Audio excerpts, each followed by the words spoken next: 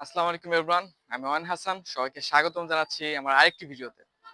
আজকের ভিডিওটা হচ্ছে যে রাশিয়াতে যারা পড়ালেখা করতে যাবেন, তারা কি যে নিজের খরচ নিজে চালাতে পারবেন নাকি? বা কি ধরনের জব আপনি করতে পারবেন ওইখানে? যেহেতু আমি ২০২৩ সাল থেকে রাশিয়াতে আছি। এখন রাশিয়াতে নেই। এখন আমি বাংলাদেশে আসছি ঈদের জন্য।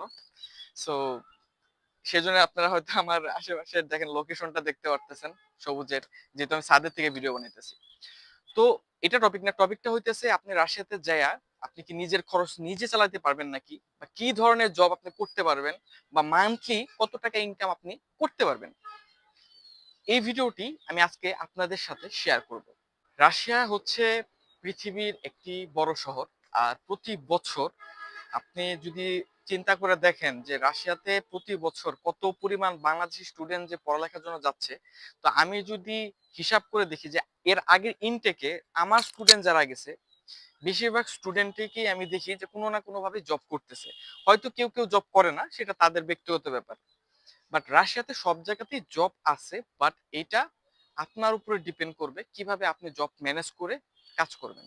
তো অনেকেই আমাকে আগে বলেন যে ভাইয়া, আহ পড়ালেখার পাশাপাশি আমি কি জব করতে পারবো?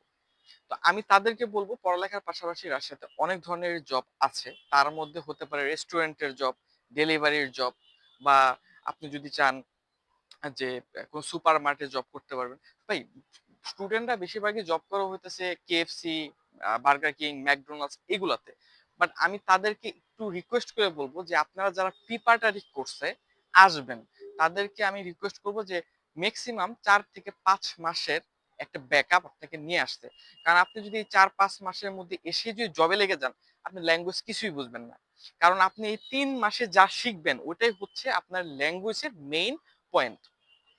লেখার পাশাপাশি জব করে আপনি মাসিক কিরকম খরচ ইনকাম করতে পারবেন বা কত টাকা ইনকাম আপনি করতে পারেন। দেখেন রাশিয়াতে কিন্তু মান্থলি স্যালারি হয় না। যে বাংলাদেশে যেমন হয় যে তুমি ১ মাস কাজ করবা তোমার আমি ৫০,০০০ ৬০,০০০ টাকা দেব, এরকম না। রাশিয়াতে সব কাজ হয় হইতেছে মানে প্রতি ঘন্টায় আপনাকে ওরা টাকা দেয়। তো ঘন্টায় টাকা কিরকম হয় ধরেন, রাশিয়াতে যে মস্কোতে একটা স্টুডেন্ট কাজ করতেছে বা মস্কোর বাইরে একটা স্টুডেন্ট কাজ করতেছে, স্যালারি একটু নির্বিষ হয়, বাট সেম হয়। যেমন ঘন্টায় আসে হচ্ছে ২২০ থেকে ২৩০ বা ২১০ এরকম। এখন আপনি কত ঘন্টা কাজ করবেন? আপনি ৮ ঘন্টা কাজ করেন, তাহলে ৮ ঘন্টা প্রতিদিনে কত টাকা আসতেছে?